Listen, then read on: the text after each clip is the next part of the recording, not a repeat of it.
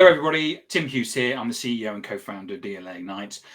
With me today, I've got Mustafa, and we're going to be talking about how to pivot to a new career or role. Something that could actually be useful for a whole bunch of people out there, based on the jobs market. My background is working in IT. There's been a lot of people laid off. The number of jobs doesn't fit the number of people that have been laid off. Some people are going to have to pivot in some shape or form. And I think Mustafa has just this amazing story of how he's not just pivoted once, but many times. What we're going to do is going to talk about that. You know, Mustafa's been a pharmacist, a diplomat, a banker, and a coach. I mean, you know, you can't get more pivoted than that. So Mustafa, where can people find you? Thank you so much, Tim. It's a pleasure being with you today. So where can people find you? Where's your website, LinkedIn? So my two main website, mustafaammar.com and thepassionmba.com. And also they can find me across all the platforms, social media platforms, as thepassionmba.com, on LinkedIn, Mustafa Ammar. And there's a lovely photo of you smiling and on your LinkedIn profile. So talk us through this. That you know, you've gone from pharmacist to diplomat to bank. I mean, why did you do that? Well, it was never planned like this. Just if I go back to when I was 5-6 years old, I still recall all of this as if it's today. So my family and other relatives, they were asking me that question: what you want to be when you grow up? And I remember I mentioned 5 or 6 things. So I say a football player, an astronaut, engineer, many things. So, and the answer was really tough for me, because no, you cannot be all of this, and you have to pick one. I struggled to conform with that for, I think, all my teenager time, and I decided, okay, I think I have to maybe conform with that, and I have to stick to one. Then I just went through, okay, maybe diplomacy is for me, or no, maybe medicine is for me, or many things, engineering, until I was 16. And I decided, I think I love chemistry, and I have to decide to stick to one right now. So I love chemistry. Let me specialize in all types of chemistry. And I found that in pharmacy. But I wasn't sure whether pharmacy was for me or not. But I thought, okay, let me enjoy 5 years of all types of chemistry, and let's see after that. And my intuition was true, because once I graduated, I knew that pharmacy wasn't for me. I enjoyed chemistry so much, I loved it, but then I think I need to dig deeper back again in my passions and try to find something else. I found diplomacy. So you went for a job as a diplomat, didn't you? Yeah. So I mean, you were telling me that there was, I don't know how many applications, and it's a long process. Sometimes it takes 2 years from the beginning to the end. Since you start your application until they take you, and it's you never know. And also we have more than 2,000 contestants. I was a pharmacist, so all the chances are against me, all the odds are against me. But I just wanted to take all my chances. So it was a long process. I was a pharmacist for 3 years while studying, working. I was preparing myself to be a diplomat. Luckily, I became a diplomat, and I enjoyed so much diplomacy life. It's very diverse. You get to travel different places. So I work in Africa and Malawi. I also work in the UN for 2 short missions, and I work in China. Somehow in China, I thought after 10 years of my career in diplomacy, I reached the peak. And I thought I really need to change. If I just get myself stuck for another 10 years, my life will be horrible. I like the nature of the job, but then also I like to challenge myself. I dig deeper for a year. I tried to find an answer, and the answer came through investment banking. While I was in China, I moved to an investment bank in China. It's very similar to the World Bank.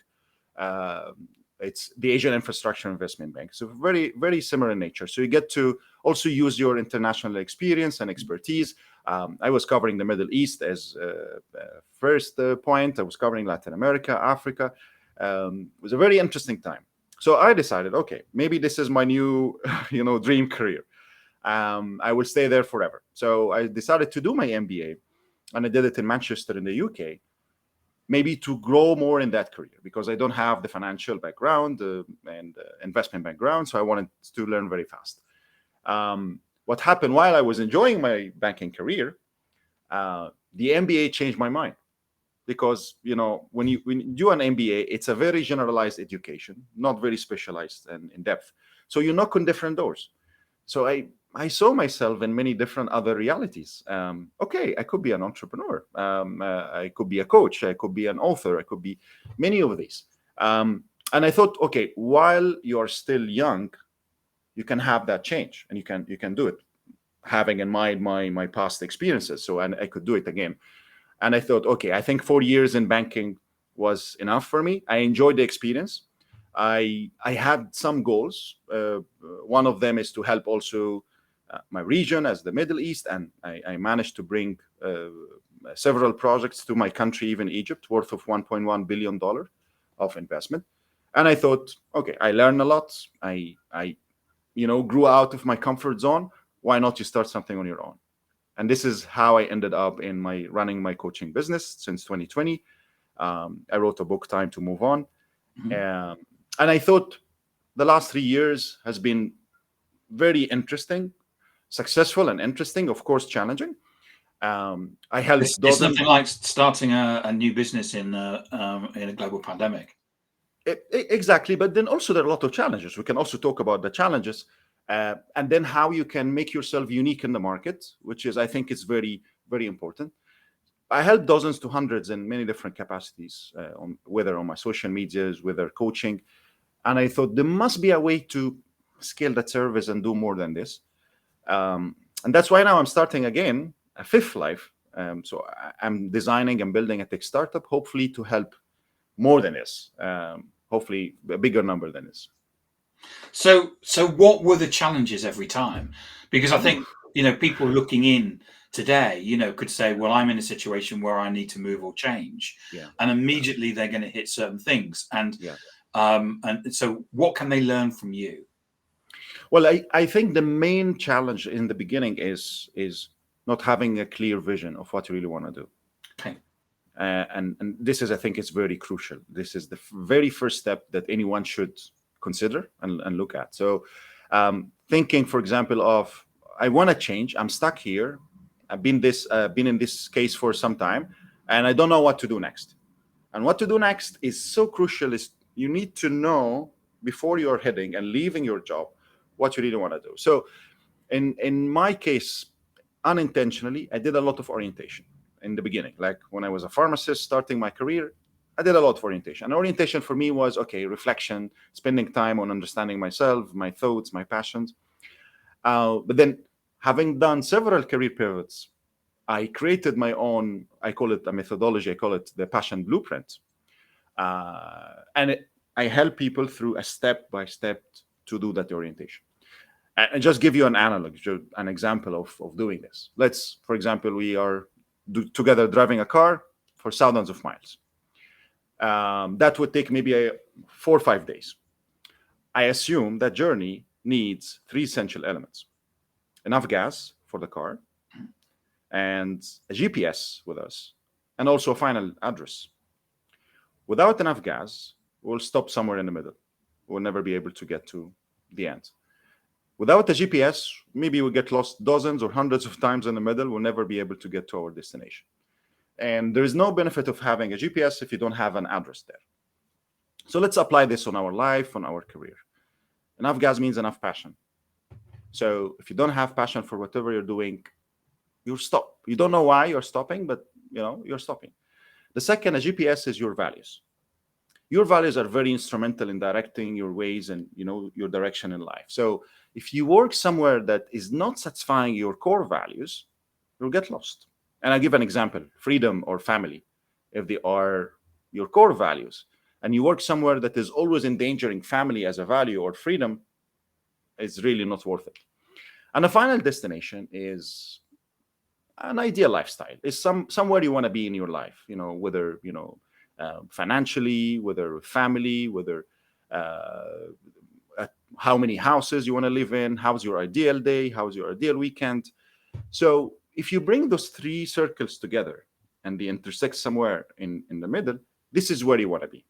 And this is what I call an orientation process that help you to decide what's the next step. So so one of the things about that was just different about you than maybe some people today is that you were in control of that process. And Yes. and you, as you said, you went through a process of orientation. You know, if someone basically is basically made redundant, Yeah. and they go through the process of applying for jobs and they feel that there isn't any jobs, what should they do or at what point should they start thinking about something else? So exactly, that's the mistake that a lot of people are doing. They go out to the market and see what's there and they apply for that. And it's very hard to fit. What I advise is to do the orientation, create your ideal or dream career in your mind, in your vision, and go out and create it. And I did that. So for example, I never had a job for me in the banking career. I created it first in my mind and then in reality. And when you do that, it's there's no competition. Like no one could compete with you, with your experiences, with your strength, with the experience that you're bringing with you. So if you start, okay, let me ignore everything out there in the market, all the noise that's out there, and let me think for, I don't know, let me do an orientation for a couple of weeks, understand my passions, my values, look at my skill set, see where I need to work on my weaknesses, okay, and then create that ideal dream career and go out and create it. I think it's much more fun than going out and just applying for hundreds of jobs and let's hope that somebody would see my CV and value what I'm doing. I actually have a friend who's done this, who actually he decided that the roles that he was being interviewed for didn't fit him. So he actually started writing blogs on LinkedIn to say that there needed to be this new role out there. Wow. And he actually had people coming to him saying, "Oh yeah, we really agree. We could do with someone like that." Exactly. And it's something I talk to a lot of my clients, and I used to do that mistake in the past, is that I wasn't really in control in several stops in my life. But you really have to be in control, and in control means your vision, build a vision and go out there and advocate for it and talk to everybody, educate people about your vision, because you see life from another perspective, and you really need to bring people from that perspective, let them see. If they start seeing, as in your friend case, is okay, come. I thought it was genius when he rang me and he told me that. I thought that's a really good idea. Exactly. So what about one of the things about looking for work is it can be very depressing. What about resilience? Resilience is a key. Resilience is a key, but resilience also is built after the vision, because if you don't have a clear vision, why would you preserve, right? It's really hard. But once you have that vision, once you know, oh, this is for me, I will do my best to get there. This is the grit starting, there, and the fire. And I had that all the time. Like in diplomacy, for example, I failed in the beginning. And so I went through an exam and I failed in economics. And okay, this means that you have to go back again. So as a pharmacist, while everybody's saying, we told you, you will not be able to do it. And if I didn't have that grit inside me, build on that vision, I would say, okay, I think I'm a loser. I think I wouldn't do it. I think, but I decided to give myself another chance because I saw my life. I saw, wow, this is for me. I would love to do this. I would love to live this life, and that really helped me a lot. A bit of faith, resilience, grit together. It's a great mix. And then just go out there and fight for your dreams. Yeah, I think that feedback is important, isn't it? And actually filtering it, because when you went for the diplomat job, people did say to you, told you wouldn't get it. 100%. 99.9% of people were saying this. And you need to be, when I started my company now, 8 years ago, everybody was saying, well, why didn't you just go and get another job? Yes. I said, no, I want to run my own company. And one of my friends, she phoned me up and she said, if you don't start your own business, I'm going to come over there and I'm going to punch you or something like that. and it was like, okay, Sharon, I'm going to do it. I'm going to do it. And it was scary. Yeah, I agree. It's always scary. It's always scary when you have a big dream and want to achieve something. It's always scary. But then I don't think there's nothing more beautiful in life than having a dream and going out and conquering that dream and proving to yourself that you can grow and you can do things that you never thought you would do in the past. It's a great feeling. So in terms of your book, Time to Move On, you talk about the 7 myths. Yeah. Have we covered them all, or is there any that we've missed? Or well, 4 minutes. Do you want to rattle exactly. through? Exactly. Not directly, but what I can say, it's Time to Move On was the result of the hard way learning to unlearn all the things I learned in the past. So, for example, my story in the past, when my family asked me to conform to one specialization, and I had to conform at some point, I unlearned that later in the stage is that this is a myth, because it's not the only way to succeed in life is to specialize in one, specialization and spend all your life there. There are many other ways, including what I call being a career shapeshifter, is somebody who could reinvent herself or himself many different times and also be resilient in a job market that is ever changing. AI is, disrupting jobs, and there are markets and jobs that are disappearing. Hopefully, who knows what would happen in the coming years. But at the end of the day, if you have that capacity to change and reinvent yourself in many different ways, you're going against the myth. So, and yes, I think there's lots of things that are changing. Whether it's AI, drones pilot wasn't a thing probably 10 years ago. And now having an ability to, I remember telling loads of people, you need to, if you want to go and get a job, you need, and that's one of the things that you could be looking at. If you're not in a role right now, it's about trying to look into the future. I had an ex-girlfriend of mine got laid off, and she said, "What do I do?" She worked in financial services, right? Yeah. And I said, "What you need to do is," there was a course on Muslim-based financial services products. I said, very special, exactly. Very specialized. Yes. And I said, why don't you go away and learn that? And it was, and it's one of those things where you would be only one of a few people that would know about that. Exactly. So Cook and many other examples of that. And even if it looks very specializing in a very narrow specialization, but still she managed to broaden her expertise. So go out and, learn about a new skill or another specialization. If she managed to do that again and again and again, she's never in danger. Yeah. She'd done an MBA. She did an MBA at Cranfield, but it was about you've taken you've done an MBA. It's a very broad base. But take that and then dive deeper into it. And one of the things that anybody needs, I remember I got laid off and I looked at doing an MBA. In the end, I got a job very, very quickly. But that was one of the things of actually going back into education. Yes, exactly. I agree. And also learning skills is a key.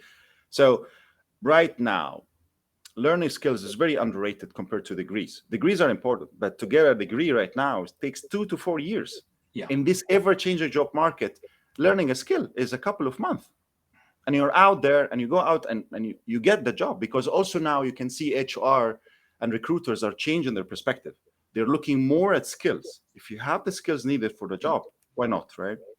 Yeah. So my where I come, my background is in IT. I work for a US software company called Oracle.